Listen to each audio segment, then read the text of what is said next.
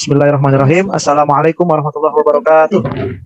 Waalaikumsalam warahmatullahi wabarakatuh. Oke, selamat malam, salam sejahtera buat kita semua. Mudah-mudahan kita selalu senantiasa diberikan kesehatan yang afiat, panjang umur, dan kemudahan dalam segala urusan kita. Kami dari kelompok 5 akan mempresentasikan tentang model-model pembelajaran pendidikan Pancasila dan kewarganegaraan. Oke, saya sebagai moderator, saya Westiawan, dan kelompok 5 ada Galang Bayu Bayhaki, Ibu Sriyati Oktaviani, dan Sherly Caniago. Oke, untuk yang pertama kali saya yang mengawal ya. Adapun model pembelajaran merupakan bentuk pembelajaran yang menggambarkan proses kegiatan belajar mengajar dari awal sampai akhir yang disajikan secara khas oleh guru. Jadi model pembelajaran itu merangkum semua ya, dari awal proses guru mengajar sampai akhir. Nanti di dalamnya ada metode, ada juga strategi, dan juga teknik-teknik yang dipakai ya dalam pembelajaran. Oke. Lanjut, model pembelajaran merupakan bungkus atau bingkai dari penerapan suatu pendekatan, metode, strategi, dan teknik pembelajaran. Dan poin yang kedua adalah model pembelajaran biasanya tidak dipakai untuk menjelaskan proses pembelajaran yang rumit, tetapi model pembelajaran dipakai untuk menyederhanakan proses pembelajaran dan menjadikannya lebih mudah dipahami dalam tindakan saat proses pembelajaran berlangsung.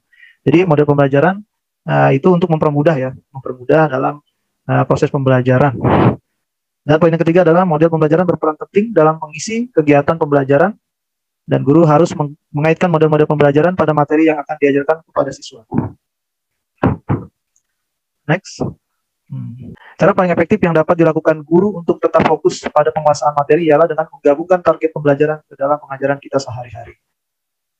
Jadi guru harus menguasai materi ya sebelum mengajar, agar proses pembelajaran lebih tertarget ya, dan cepat ditangkap oleh peserta didik.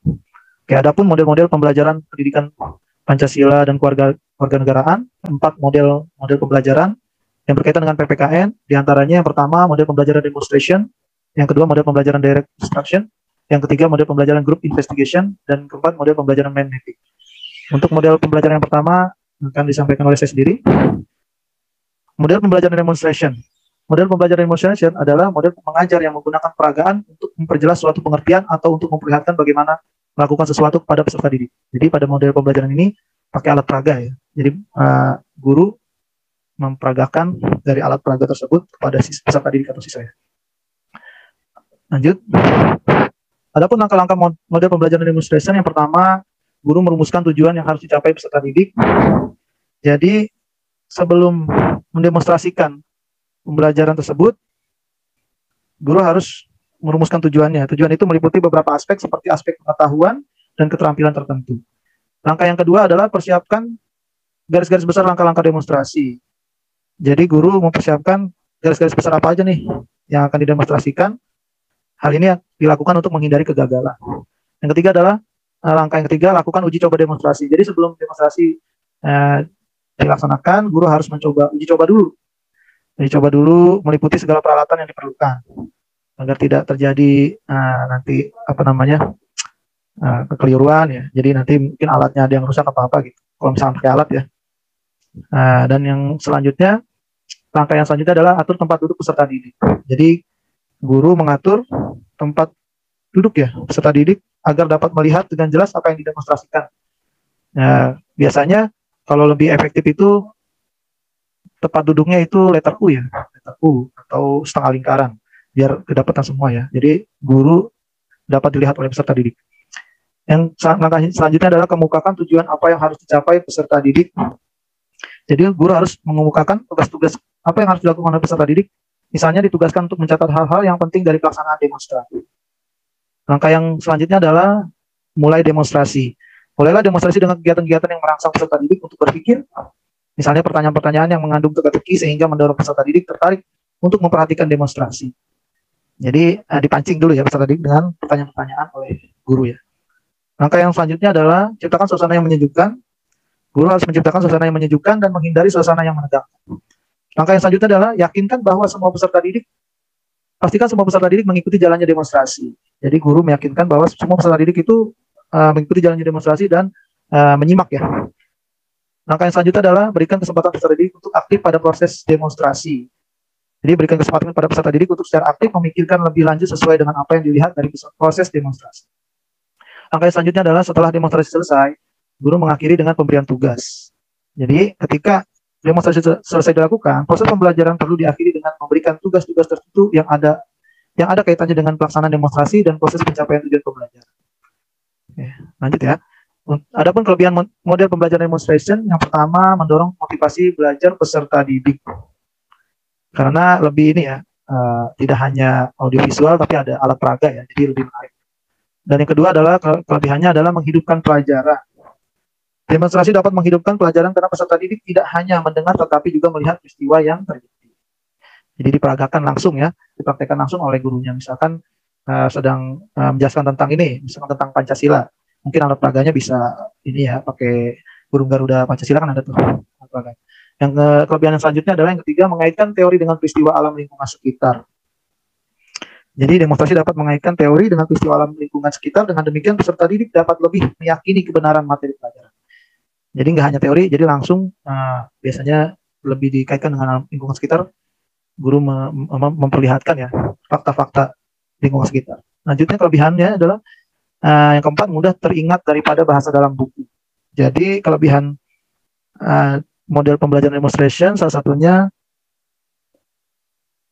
ini ya, mudah ya teringat dibandingkan dalam textbook ya, buku, karena kan lebih melihat alat peraga. Dan yang terakhir adalah kelebihannya peserta didik terhindar dari verbalisme.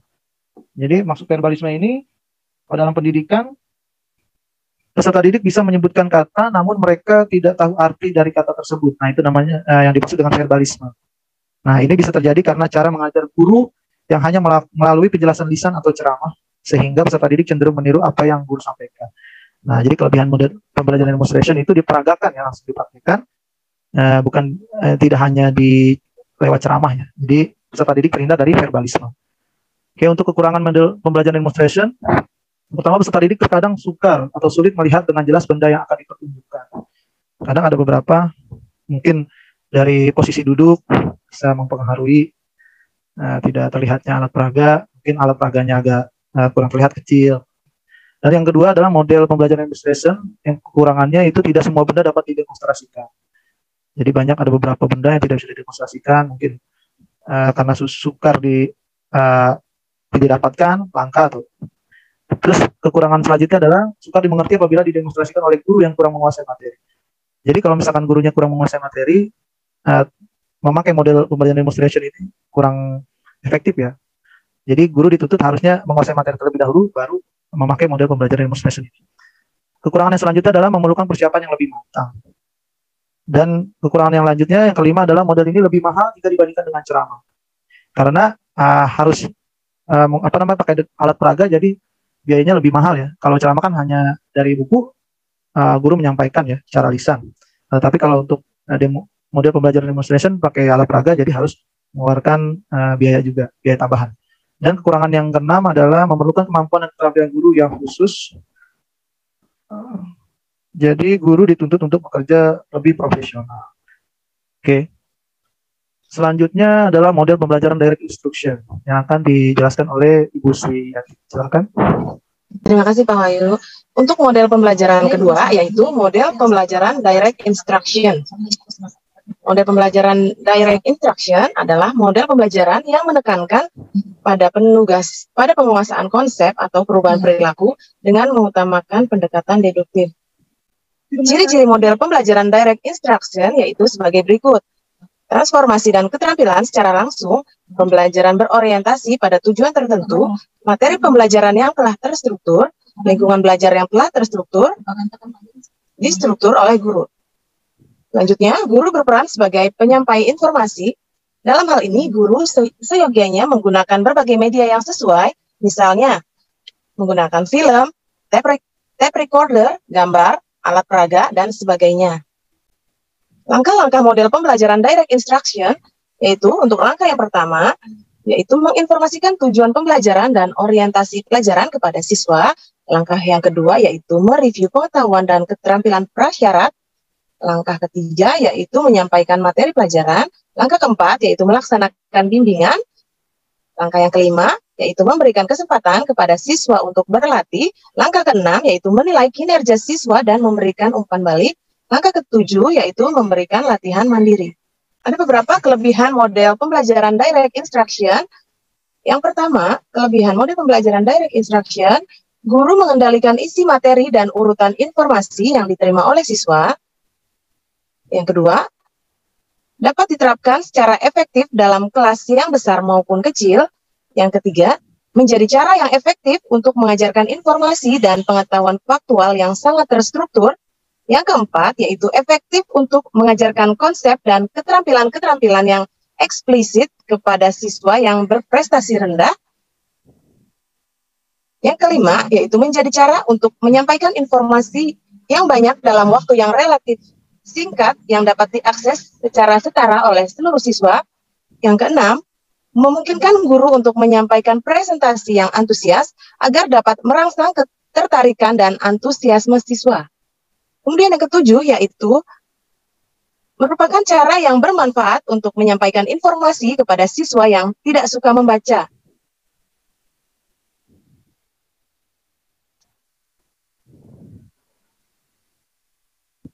Adapun kekurangan model pembelajaran direct instruction, yang pertama, model pembelajaran direct instruction langsung bersandar pada kemampuan siswa untuk mengasimilasikan informasi. Yang kedua, model pembelajaran langsung sulit untuk mengatasi perbedaan dalam hal kemampuan dan aspek lainnya. Yang ketiga, sulit bagi siswa untuk mengembangkan keterampilan sosial dan interpersonal mereka. Yang keempat, karena guru memainkan peran pusat dalam model ini, kesuksesan strategi pembelajaran ini bergantung pada image guru. Yang kelima, kendali guru yang tinggi dalam kegiatan pembelajaran menjadi karakteristik model pembelajaran langsung dapat berdampak negatif terhadap kemampuan penyelesaian masalah, kemandirian, dan keingintahuan siswa. Yang keenam, model pembelajaran langsung sangat bergantung pada gaya komunikasi guru. Dan yang ketujuh, jika materi yang disampaikan bersifat kompleks, perinci atau abstrak, model pembelajaran langsung mungkin tidak dapat memberi siswa kesempatan yang cukup untuk memproses dan memahami informasi yang disampaikan. Oke, terima kasih untuk Bu Sriati atas penjelasannya mengenai model pembelajaran direct instruction. Oke, selanjutnya adalah model pembelajaran group investigation yang akan dijelaskan oleh Saudara Galang Bayu. Silakan. Ya, terima kasih Pak Bayu. Saya di sini akan menjelaskan model pembelajaran group investigation. Model pembelajaran group investigation adalah kelompok kecil untuk menuntun dan mendorong siswa dalam keterlibatan belajar. Metode ini menuntut siswa untuk memiliki kemampuan yang baik dalam berkomunikasi maupun dalam keterampilan proses kelompok atau group process skill. Langkah-langkah model pembelajaran group investigation. Yang pertama, guru membagi kelas menjadi beberapa kelompok yang heterogen. Yang kedua, guru menjelaskan maksud pembelajaran. Yang ketiga, guru memanggil ketua kelompok untuk memberi materi tugas. Yang keempat, masing-masing kelompok membahas materi tugas. Yang kelima, penyampaian hasil pembahasan tiap kelompok. Yang keenam, pemberian tanggapan dari kelompok lain. Yang ketujuh, penjelasan singkat oleh guru jika ada kesalahan konsep. Yang kedelapan, evaluasi. Kelebihan model pembelajaran group investigation. Yang pertama itu, membantu terjadinya pembagian tanggung jawab ketika siswa mengikuti pembelajaran. Yang kedua, berorientasi agar siswa berjiwa sosial. Yang ketiga, mengembangkan kreativitas siswa. Yang keempat, kolaborasi antar siswa dalam memecahkan suatu masalah. Kekurangan model pembelajaran group investigation. Yang pertama, sedikitnya materi yang tersampaikan. Yang kedua, sulitnya memberikan penilaian secara personal. Yang ketiga, tidak semua topik cocok dengan model pembelajaran kooperatif tipe group investigation. Yang keempat, diskusi kelompok biasanya berjalan kurang efektif. Yang kelima, adanya kesulitan bagi siswa yang tidak tuntas dalam memahami materi. Oke, terima kasih pada Saudara Galang Bayu atas penjelasan tentang model pembelajaran group investigation.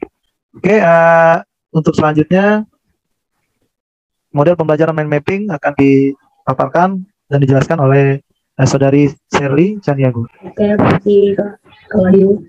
Model pembelajaran mapping adalah teknik mencatat karakter kreatif dalam pemanfaatan pemikiran. Berbagai suatu manfaat materi pembelajaran yang akan memudahkan siswa belajar. Langkah-langkah model pembelajaran mapping. 1. Mulai dari bagian tengah permukaan sebuah kertas kosong. dengan sisi panjang diletakkan mendarat. Mendatar. Mendatar. 2. Gunakan sebuah gambar untuk gagasan utama. 3. Gunakan warna pada seluruh mapping. 4.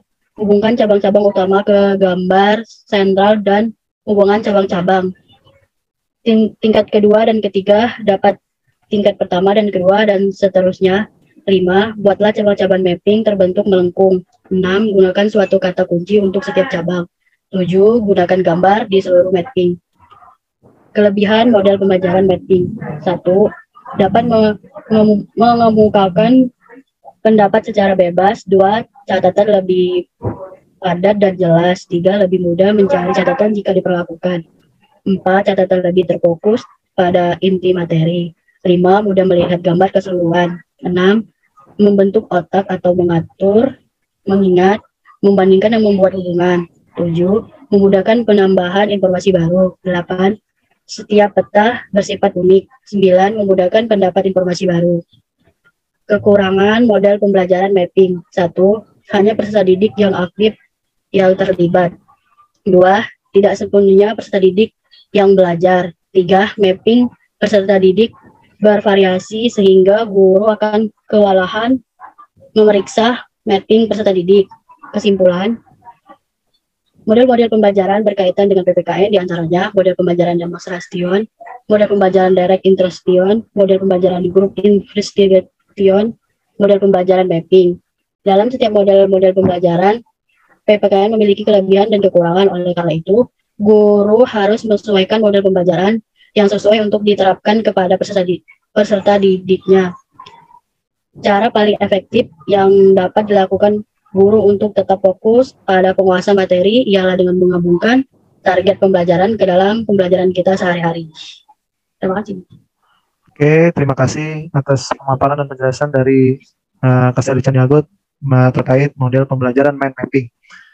Oke, terima kasih dari kelompok 5. Kurang lebihnya kami mohon maaf. Kami tutup dengan Assalamualaikum warahmatullahi wabarakatuh. Salam sejahtera untuk kita semua. Semoga materi presentasi yang kami paparkan dapat bermanfaat untuk kita semua.